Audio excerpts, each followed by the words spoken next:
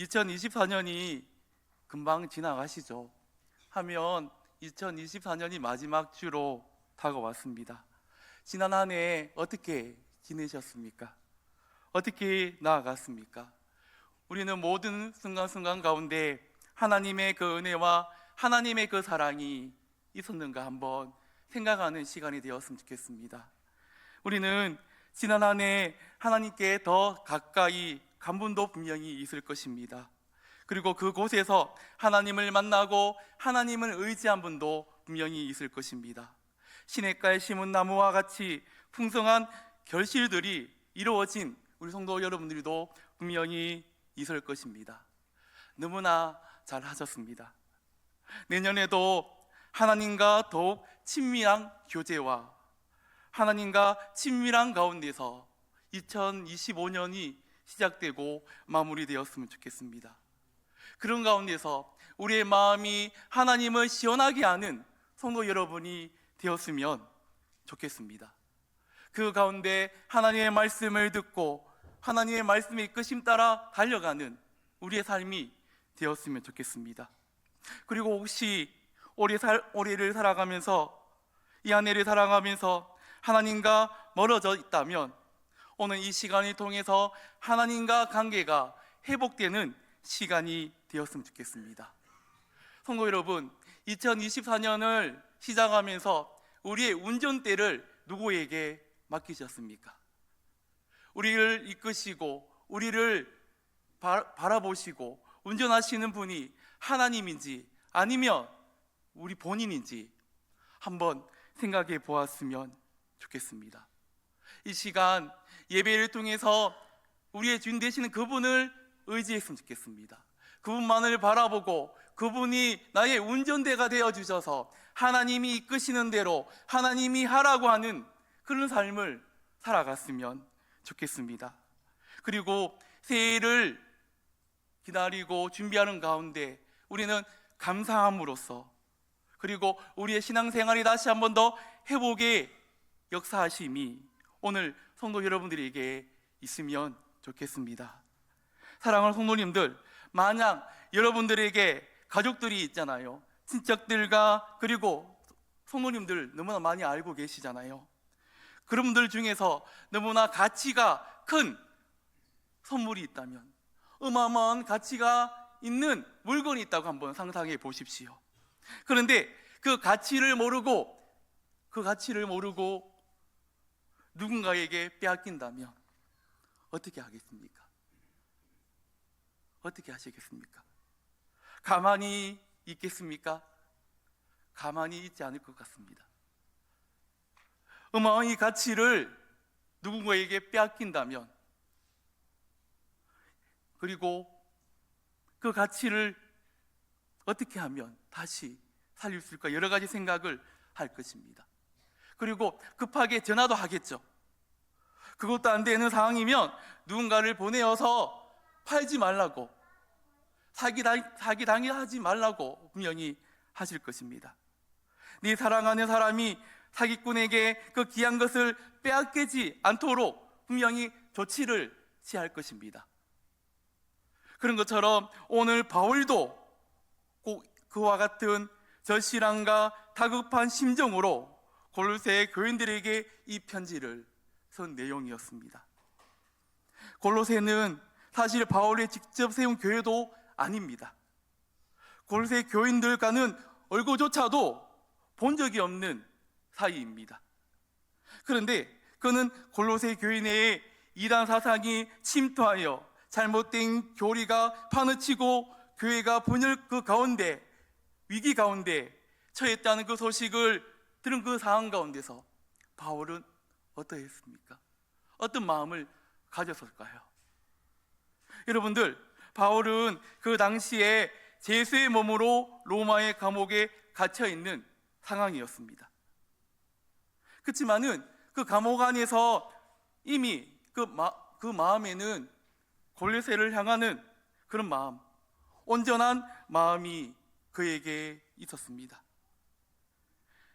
그 교인들이 가장 귀한 보물이신 예수님을 빼앗기지 않고 어떠한 이단 사상에도 흔들리지 않기를 간절히 기도했을 것입니다. 그런 마음으로 그 편지를 썼을 것입니다. 바울은 골로새 교회가 이단의 미혹 아래 있기는 했지만 그럼에도 불구하고 골로새 교회 안에 믿음의 좋은 균열과 질서가 있다고 긍정적으로 평가하고 있습니다. 그런 가운데 바울은 성도들이 영적으로 좋아 보인다 할지라도 여전히 조심할 필요가 있다고 그 교인들에게 편지를 통해서 분명히 전할 것입니다. 사도들은 견고한 자들에 대해서도 항상 바른 말씀으로 경계하시고 권면하며 가르칠 필요가 있다는 것을 잘 알고 있습니다. 어떻게 하면 이들이 하나님의 말씀으로 잘 나갈 수 있을까? 이단의 사상에서 여러 가지 신앙의 힘든 가운데서 이들이 어떻게 하나님의 그 기준을 가지고 나아갈 수 있었을까? 여러 가지 이야기들을 했겠죠. 왜냐하면 사탄은 어떻게든 우리를 넘어뜨리려고 하고 있습니다. 하나님의 말씀을 듣지만은 여러 가지 방법을 가지고 그 믿음을 어떻게 넘어뜨릴까? 그 당시 때도 그들이 하나님의 말씀을 바르게 쓰지 못하도록 어떻게 방해할까? 분명히 생각했을 것입니다. 이로 인해서 어린 성도들은 자칫 예수님 한 분만 있으시면 된다는 단순하고 순전한 믿음에서 떠나 또 다른 추가적인 고사관 가치에 미혹당할 수가 있잖아요. 바른 믿음이 서 있지 않으면 우리는 미혹당할 수밖에 없습니다. 오늘 졸업 예배잖아요. 영아부, 유치부, 유년부, 초등부, 중등부, 고등부 졸업을 하게 됩니다. 그런 가운데 우리가 믿음을 지키는 것, 믿음이 자라나는 것도 중요합니다. 학년만 졸업하는 것이 아니라 우리의 믿음이 얼마나 성장해 나갔는가, 그것도 중요하다는 것입니다. 여러분들 3절과 4절 말씀을 한번 읽도록 하겠습니다.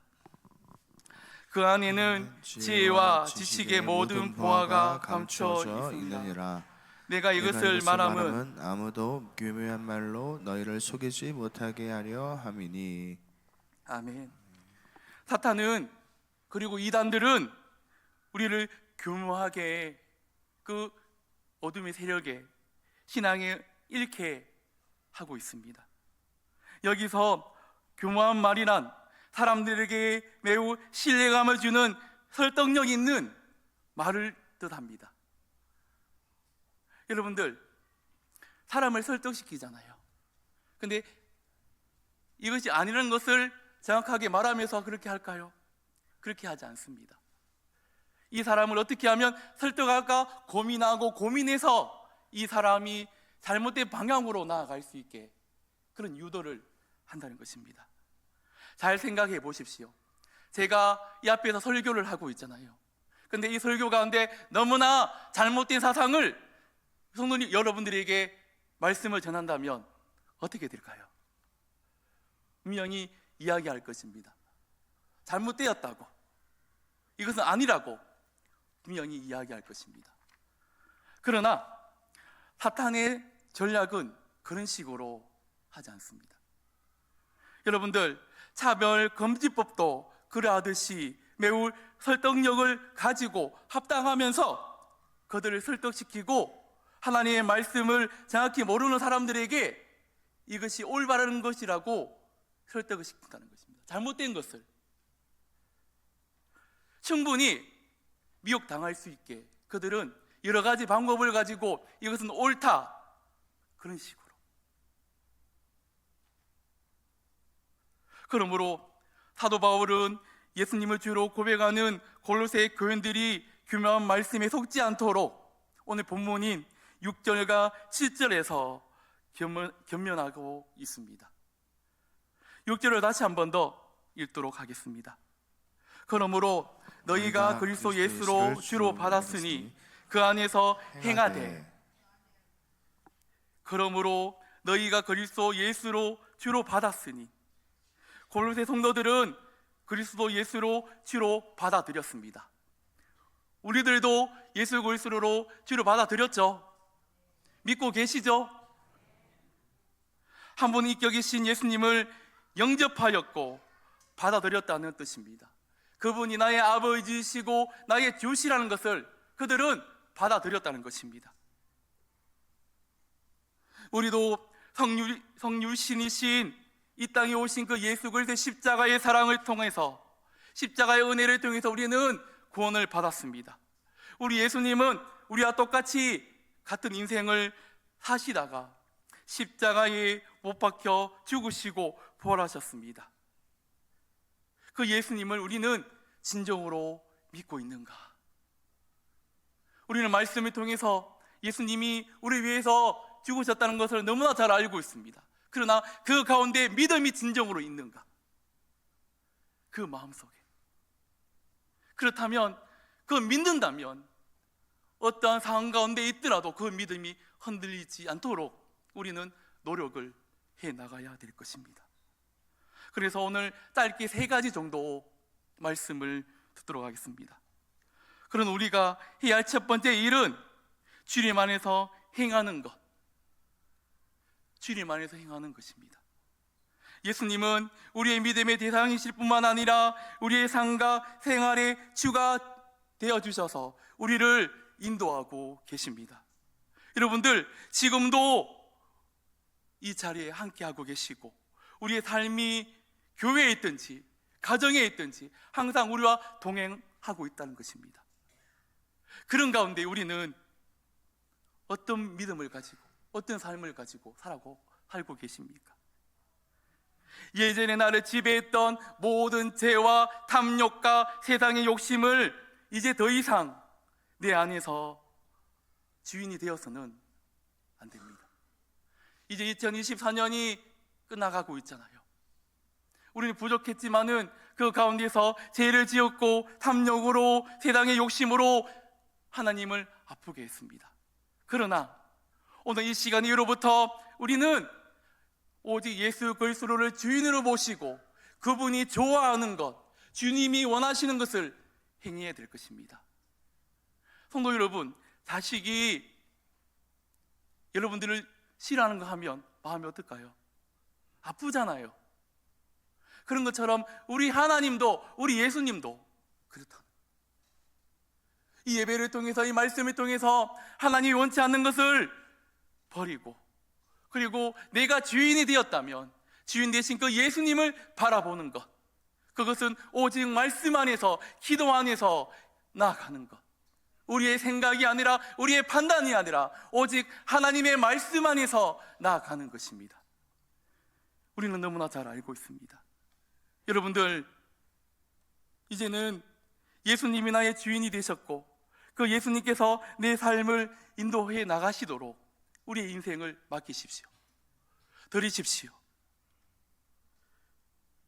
내가 이끌어 나가는 것이 아니라, 내가 주인이 되어서 나를 이끌어 나가는 것이 아니라, 우리를 위해서 이 땅에 오신 그 예수 그리스도의 십자가의 사랑을 붙들고 그분을 인정하고 그분을 주인으로 모시고 2025년을 나아가셨으면 좋겠습니다. 여러분들, 예수님은 단지 우리의 구원의 문제만 해결한 것이 아닙니다. 내 일상의 모든 것을 맡아주시고 계십니다. 우리의 미래까지, 우리의 삶까지 다 맡고 계신다는 것입니다. 여러분들, 2025년 3월 3일에 어떤 일이 벌어질지 알고 계신 분? 없잖아요. 하나님은 그 미래까지, 그 삶까지 다 알고 계시고 우리를 인도하고 계신다는 것입니다. 그분을 믿으십시오. 그분을 나의 아버지로 인정하시고 그분만을 바라보고 나아가십시오. 그러면 하나님께서 책임져 주실 것입니다. 그러므로 성도님들, 소극적으로 예수님과 멀어지게 하는 모든 제약을 이제는 조금씩 끊어내셨으면 좋겠습니다. 한 번에 안 될 수 있어요. 하나님의 말씀을 가까이 하지 못하게 하는, 그리고 하나님의 그 공공체 안에서 관계를 멀어지게 하는 그 모든 가운데서 조금씩 하나님과 관계를 회복하는 시간, 그리고 성도님들과의 관계 속에서도 이 사람이 나를 미워하고 싫어할지라도 나는 그 사람을 사랑하고 이해해 주는 것. 우리 예수님이 그렇게 하셨잖아요. 그분을 본받는 것. 적극적으로 예수님의 말씀만을 따라가는 행동. 따라가는 건 좋잖아요. 우리 부모님들이, 우리 자녀들이 내 말만 들었으면 좋겠다, 그렇게 생각하시잖아요. 그렇게 하시죠. 그런 것처럼 우리 하나님도 성도 여러분들에게 내 말 좀 들었으면 좋겠다, 말씀에 따라왔으면 좋겠다, 그렇게 말씀하시면서 기다리고 계시잖아요. 여러분들, 우리의 중심 가운데 하나님의 말씀이 있으면 이 세상에 미혹당하지 않습니다. 세상의 이단의 세력에 넘어지지 않습니다. 우리의 말씀만을 붙들며, 또한 여기서 행하는 삶이란 예수님 말씀에 따라 살아가는 것. 지금 우리가 하나님의 말씀을 듣고 그 다음 어떻게 행동을 하십니까? 어떻게 나아가십니까? 말씀을 듣고 지식적으로만 끝나는 것이 아니라 이 말씀을 붙들고 나아가는 훈련들, 우리 다음 세대에도 마찬가지입니다. 이들의 말씀을 듣고 나서 그 다음 어떻게 행동할 것인가? 우리 중고등부 학생들, 유초등부 학생들, 말씀을 듣고 나서 그 다음 어떻게 할 것인가?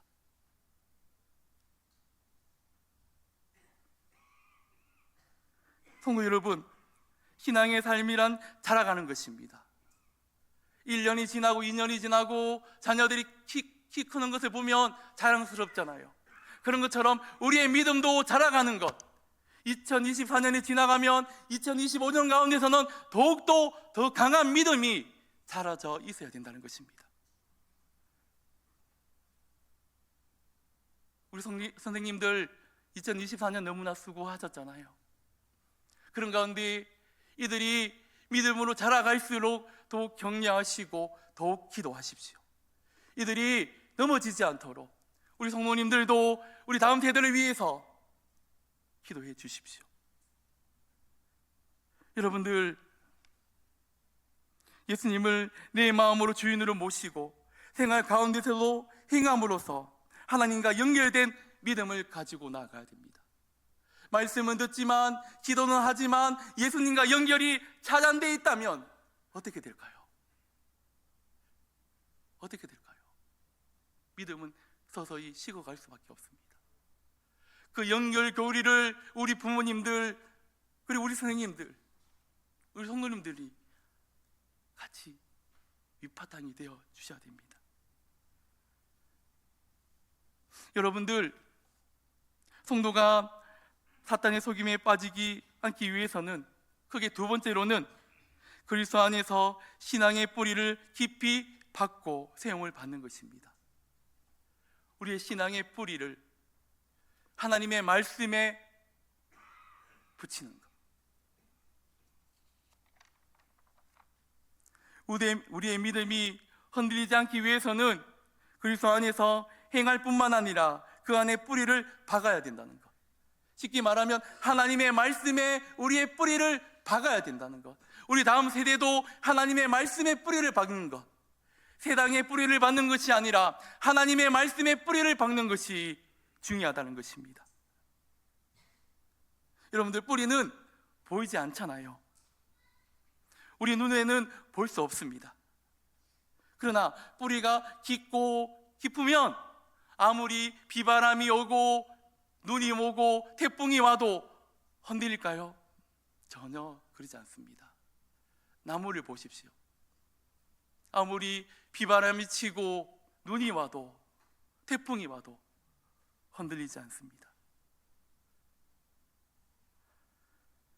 그런 것처럼 우리가 예수님을 주로 받아들였다면 그 안에서 행해야 된다는 것. 말씀대로 행하고 그 말씀에 나의 삶의 뿌리를 맡기는 것, 내어드리는 것. 그랬을 때 아무리 바람이 불고 태풍이 왔을 때 우리의 믿음은 흔들리지 않습니다. 흔들리지 않는다는 거예요.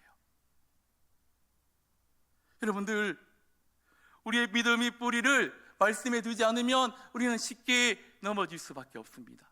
쉽게 흔들릴 수밖에 없습니다. 사탄 마귀는 어떻게 하며 이 신앙을 무너뜨릴까? 이 교회를 무너뜨릴까? 어떻게 다음 세대를 무너뜨릴까? 지금도 고민하고 있다는 거예요. 우리는 심각하게 받아들여야 됩니다. 이미 말씀드렸듯이 성도님들이 크게 흔들리는 것은 성경의 진리에 대놓고 반대되는 것이 아니라 교묘하게 설득력 있는 사상과 말들입니다.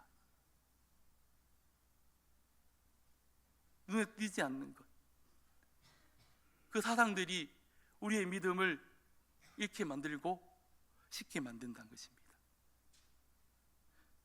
여러분들, 우리는 주변에 친구를 들을 수 있습니다. 그 친구를 듣고 나아갈 수 있습니다. 그러나 우리는 살아계신 하나님의 말씀만을 의지하고 하나님의 말씀에 뿌리를 내리는 것, 그런 가운데서 세움을 받는 것입니다. 그 말씀에 뿌리를 내림으로써 그 나무가 자라나는 것, 너무나 중요하다는 거예요.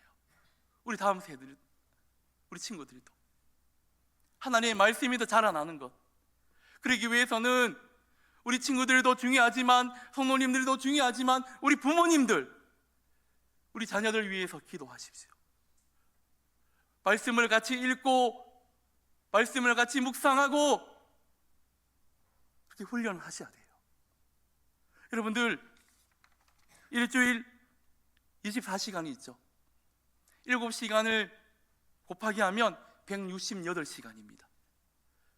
그 시간 가운데 다음 세대의 신앙 훈련은 몇 시간이 될까요? 주일 1시간. 그 시간 가운데 다음 세대들 신앙이 잘 자랄 수 있을까요? 너무나 부족합니다. 교회에서 말씀을 듣고 공과 공부를 하지만 그 다음은 우리 부모님들이 신앙 교육을 하셔야 됩니다. 이들이 신앙에 넘어지지 않기 위해서, 사탄의 유혹에 넘어지지 않기 위해서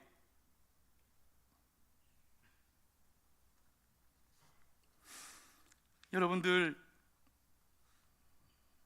말씀을 붙드십시오. 이제 마지막으로 우리는 믿음에 굳게 서야 한다는 것입니다. 바울은 골로새 성도들에게 신앙의 가르침을 통해서 얻은 그 믿음을 위해 굳게 서기를 권면하고 있습니다. 그 믿음 위에, 말씀 위에, 기도 위에 서기를 바라고 있다는 것입니다. 우리가 굳게 서야 할 그 믿음의 내용은 무엇일까요? 예수님이 이 땅에 오셔서 우리를 위해 십자가에 돌아가시고 피 흘리셨잖아요. 그로 인해서 우리는 구원을 받았습니다. 다 인정하시죠? 다 믿고 계시죠? 여러분들, 믿는 것, 주님께서 나를 위하여 십자가에 돌아가시고 희생하셨다는, 진정으로 믿고 있다는, 믿는 것입니다. 이런 올바른 믿음 위에 서 있는 사람인가, 아니면 아닌가?